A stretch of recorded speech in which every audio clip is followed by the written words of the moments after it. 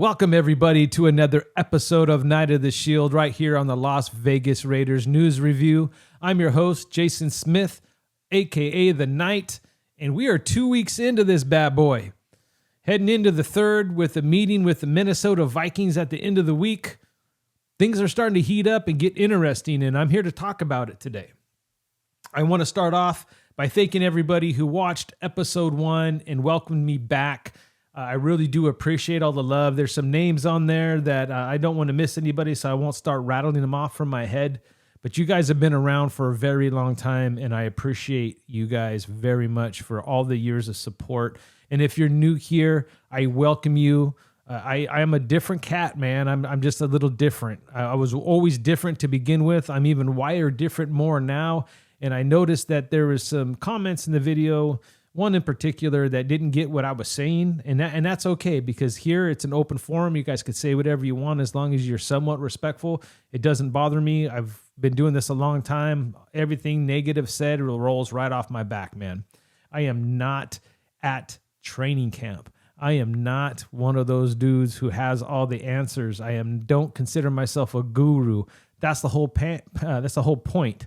I'm a fan, just like you. I have a fan opinion and a fan perspective, and sometimes it's going to be biased, and sometimes maybe it'll be relatable to you. But for me knowing, nobody does. I'm going to be honest with you. Nobody has the truth. Not even Antonio Pierce or Tom Telesco, for that matter, or Patrick Graham. Okay? At the end of the day, the proof is always in the pudding. You guys hear it all the time from camp. They're telling you we're putting in the work. Now we got to go out and do it. Nobody knows what's going to happen in 2024. We got to write it out right along with them. If you're new here, hit that subscribe button, the notification bell, and that like button. Let's continue to move this thing forward. I got to start here. I have to start here. I got to start on the offensive side of the ball. I really want to talk defense a little bit today, but I mentioned in episode 1, I talked about one of the game changers being Dylan Labe, if he can put it all together. And he's turning heads. He's turning heads. And remember that we said this, okay? He's making a statement at camp right now. There's obviously something special about this kid, but let's remember that it's training camp. It's completely untested at this point. And I want to make that a point of emphasis because there's somebody on the defensive side of the ball that we experienced last year with the same type of feeling. And when the regular season starts and the competition starts to heat up, there may or may not, and that's not saying this is for sure, but this is me trying to calm the fire down a little bit and let it slow burn. We got to let it all play out. All of it's got to show. And that's what preseason's all about. That's what training camp's all about. It's practice. It's practice. But Dylan Labe turning heads, man. He is not going to take the place of Zeus, but he's going to be implemented in this offense in a very special way.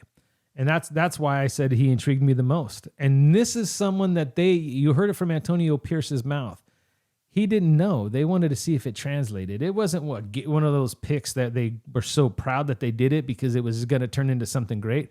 They knew that it might be a project or it's not going to work. So just like Bowden, when we got him, remember that quarterback turned running back? It never worked out. And he didn't make it on the Saints fully either. I mean, talented kid, and then maybe that's the way that we need to look at Dylan. It's actually working out, and this is a positive thing. I mean, you're putting him together with all these other pieces that are in place. Brock Bowers is turning heads at camp. He's making plays. We got Michael Mayer, again, to go along with Brock Bowers. It's insane. Jacoby Myers making plays out there, making outstanding catches. The guy's a baller. Trey Tucker, he's dropping some passes, but he's still making plays. And let me tell you something. That's why they practice. He's got to get out some of the jitters, some of the competition. We'll let the season play out. Do we want him dropping balls? Do we want to hear that? Pause if necessary. Do you really want to continue to focus in on just all the negative? It's practice. It's training camp. Let it all play out.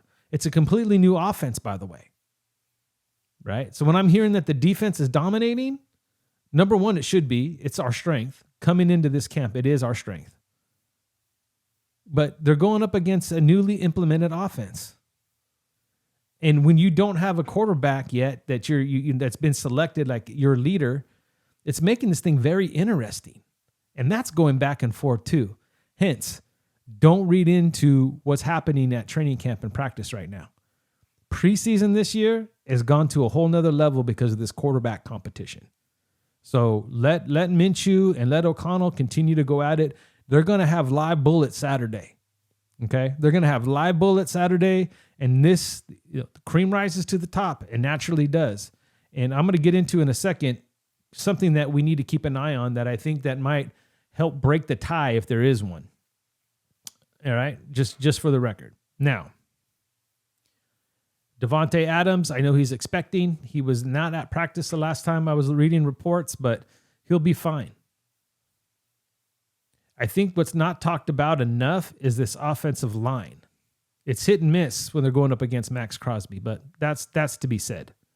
So we're still looking at that right tackle spot. I don't know if you're going off simply what's getting reported out of camp. It's kind of hard, right? But across the board, I think this offensive line is going to, just like the whole offense as a whole, it's going to take some time to get a rhythm going, to get settled in, to get the pieces back like Colton Miller, get Andre James up to speed to call him the plays. We get Powers back and to see what he can implement on that right side or the left side. Forgive me. On the left side, we got to let all this stuff continue to develop and really show itself moving forward. But it is the key to what's happening, not only at training camp and what we're going to see when it really kicks off this Saturday against the Vikings, but I really believe that this offensive line is the key to who the quarterback may end up being.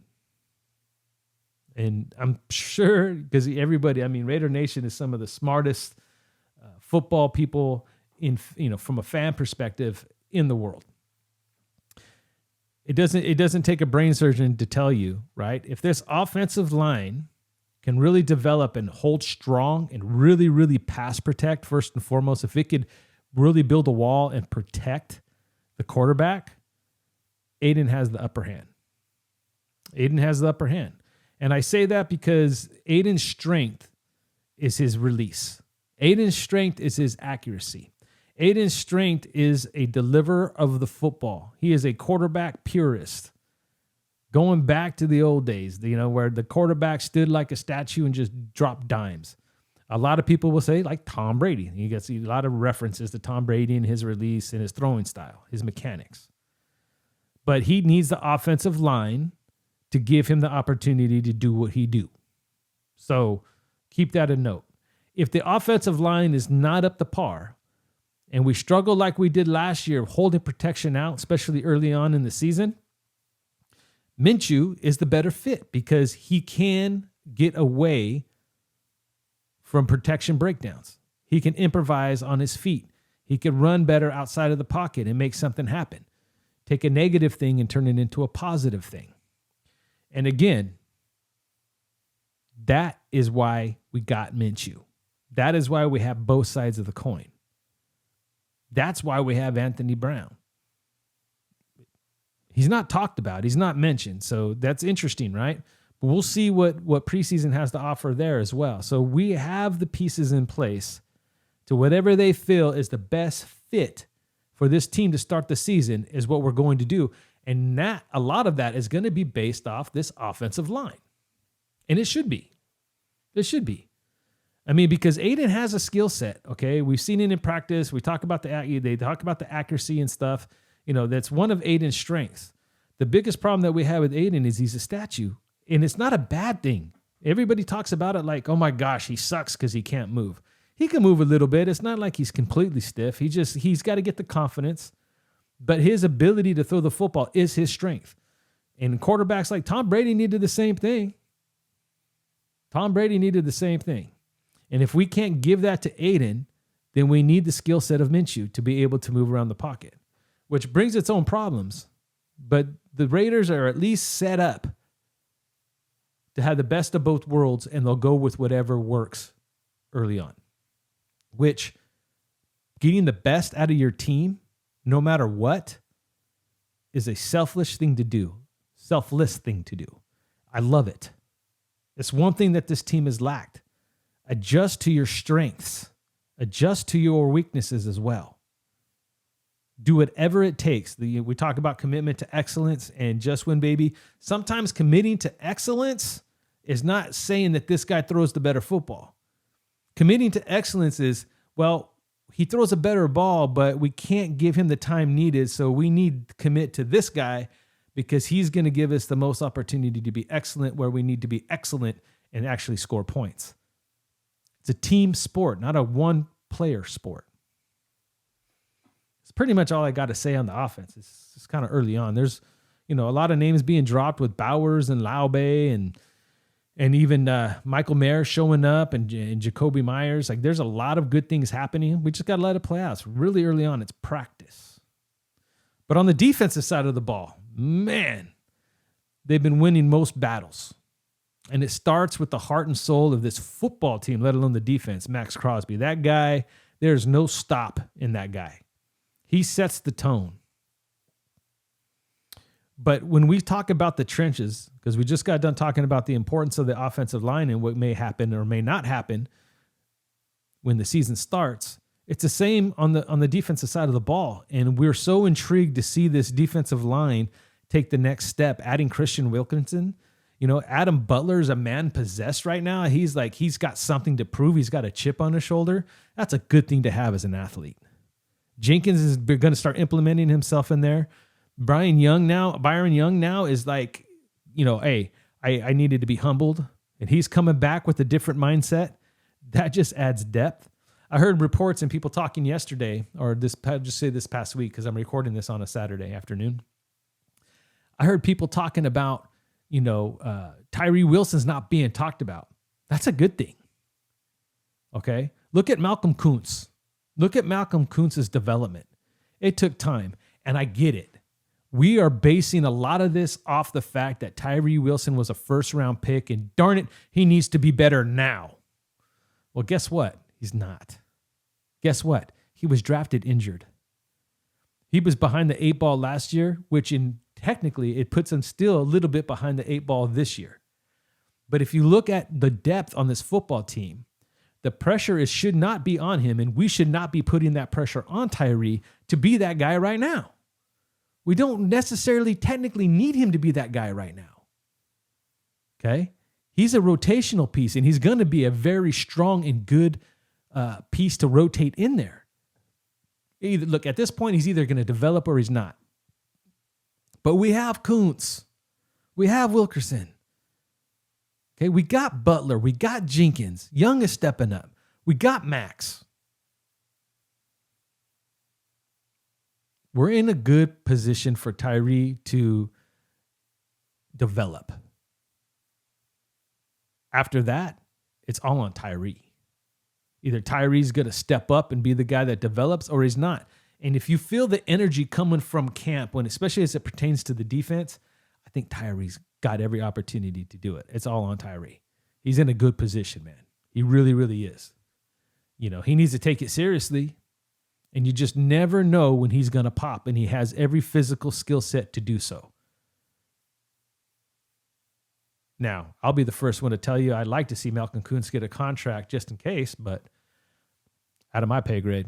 We'll see what happens there. Linebackers, a lot of people talking about Eichenberg, another rookie stepping up, thinking that he could take Diablo's spot. I don't think he takes Diablo's spot. I think we just need to pump the brakes. Diablo, Spillane, that's what you're rocking with. Diablo's not a bad player. He's actually a really good player. His biggest letdown has been his availability throughout the whole season. But this kid is developed, and this could be a year, if he stays healthy, that he makes a name for himself, and we may lose him due to pay. And that's okay. That part will be okay. But it's Diablo's job to lose. I don't think he'll lose it. But, we have to have depth. Think of it from a depth perspective and not so much for who starts, right? It's all about depth, rotating into certain situations. If a player's better fit than Diablo to be in there, they'll be in there. It's just what it is. These safeties are solid. Epps and Merrick, year 2, They had a great bond. They communicate great together. I think Epps has been great for Morig's development, and you get a second year in that. Morig being contract heavy right now, I mean, it's something we got to think about. So see how he continues to develop, because we got some young guns coming up behind him that can actually make plays and be a part of this football team moving forward. We have really great depth at that position. And again, depth. Look at it from a depth perspective. Whether or not somebody gets a start or not, do we have the depth necessary? Which leads me into our secondary, something that we've been waiting for it to be. We've been waiting for the secondary to develop for years. And I think right now, going off everything that's being reported out of camp, we couldn't have been in a better situation right now. With one big heavy asterisk on that. Okay? We already know what Nate Hobbs is. We've drafted Nate Hobbs. We've watched his development. We know that he is just a dog, man. He is hungry. He goes and he does what he does. Like that's just who he is. Okay? But now we're talking about Jacorian Bennett, another guy who really took over camp last year. Took over camp, mind you. Not the season, camp. The same type of buzz, the same type of energy was coming out of camp last year with Jacorian Bennett as it is this year. Difference being is this is year 2, so this might have more legs to it than it did last year because he was a rookie. But until this transfers over, take it with a grain of salt. Take it with a grain of salt. I mean, it's good to see him. We knew he was hungry last year. He hit a rookie wall. A lot of people do. That's okay. We're not looking for Bennett to be Jack Jones. Jack Jones is Jack Jones. Let him eat on the other side. It'll give Bennett every opportunity to become the guy that we keep hearing that he is. I'm just a little bit more concerned on the depth as it pertains to our secondary than anything else. And I wanted to talk about the Jacorian Bennett thing a little bit more, just because we talked about the Dylan Labe at the beginning of the show. It's the same concept. I'm loving what I'm hearing coming out of camp. But way, way too often we start acting like this season's going to be completely different now because these certain players are just lighting it up. It's a different ball game when the regular season starts. Look, preseason is going to be a measuring stick, and Antonio Pierce has already come out and said that he's playing everybody. Everybody's playing. So we're going to get, for the first time in quite a few years, we're actually going to get a better feel for the team as a whole early on. We're also going to give every opportunity to this team to kind of knock off some of that rust before week 1. So even know that there's a risk factor there, and that's why a lot of teams kind of go away from it, now. I think it's a great thing that Antonio is doing. I mean, as long as he doesn't push it too hard, I think we're going to be okay. And when it pertains to Dylan Labe and Bennett, these are the type of people that you want to see in live action to see how that translates. But even what we see in preseason is not going to be the same level or the same measuring stick as the regular season. So right now, these coaches, this coaching staff that they have a lot of personnel taking notes, watching things, people with experience, people not with experience. They're putting everything together. They're adding up the numbers. They're dotting the I's. They're crossing the T's. And this is why I said last week, there is a different feel to the point where it's helping my way of thinking, my thought process. It's slowing me down. And that's a good thing too. Look, there's going to be plenty of time for over-optimism, for me to come on here with pom-poms, and I'm sure at some point I will. Why? Because I'm a fan. And this, by all means, this is not negative content. This is like, hey, man, let's let game recognize game. We got some talent on this football team. We already know the type of people we have on defense. We already know what we were able to put together last year and finish so strong. And all of them are back. And then we added some pieces. And then you got guys like Bennett who are in year 2 who seem to pick up where he left off. And that should pay big dividends. It should, right? But there's nothing on paper yet to say that he's become that guy. That's all I'm saying. He's doing what we expected him to do. He's doing what he's supposed to be doing. And that is all we could ask for at this point.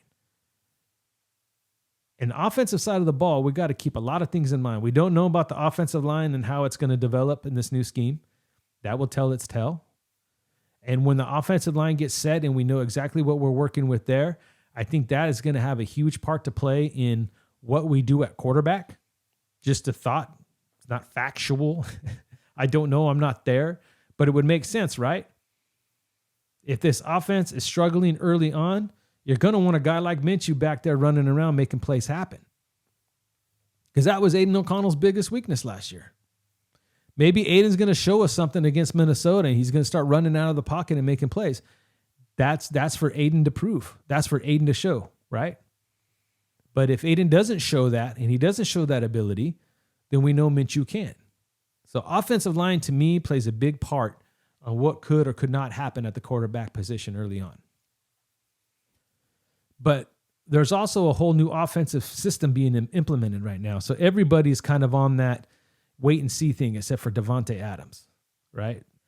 So that in itself is good because he's helped coaching the receivers along. We got these two explosive tight ends, man, that I can't wait to see inside this offense. This running back room, there's nothing yet to say one way or the other how good it's going to be, but we do know that some of the pieces have talent. Zeus has talent. And I know a lot of people want to pick on Addison, but even he has talent. He has a skill set. Abdullah has a skill set. He's a veteran. He's been around the block. He's good on special teams. He can make plays and has made plays outside of the backfield. And now you're sprinkling in another guy who is younger, maybe even a little bit more dynamic. And is it all going to fit in one nice little package? That's what we're waiting to see.